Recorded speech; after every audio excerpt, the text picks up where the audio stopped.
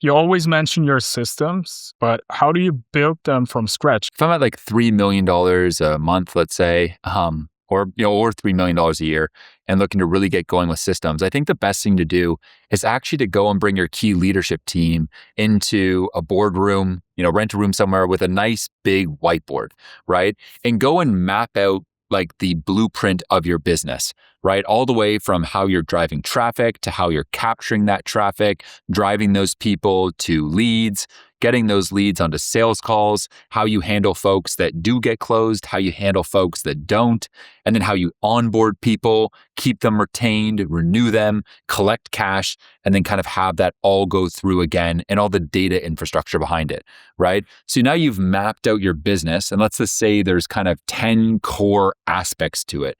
You then want to think about, well, in each of those 10 core aspects across the business, what are like the 3 core systems in each of it?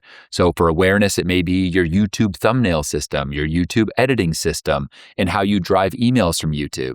For your emails, it may be how we drive emails to workshops, how we drive emails to sales calls, and how we actually have our weekly newsletter system, right? So you can imagine doing that for each of these, say, 10 core parts of your company. Now you have 30 core systems that represent basically 90% of your systemized empire. And I don't think it's about getting this overnight, right? I think then you've mapped out those 10 parts. You likely have a head of marketing, you have a head of sales, you have a head of finance, and those people can go and own their area. Now, it's probably not going to all get done though by itself, right? So you have these key systems designers that are in charge of owning their area. And then your job as a CEO is basically to be that quality control officer, right? Those people submit their systems, you review them, right?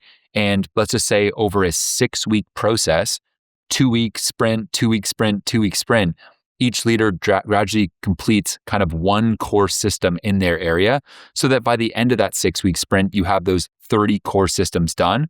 And you can almost create kind of like a company Bible based on all those systems. And even better yet, feed that to an agent you have or to GPT or Claude. So now when anyone has a question in the company as to who they should speak with or how to handle a certain thing, they can simply just go and ask that project inside of GPT or Claude and get an immediate answer, decreasing the overall overhead and kind of cognitive load of leaders in the company and just making things way more efficient and scalable.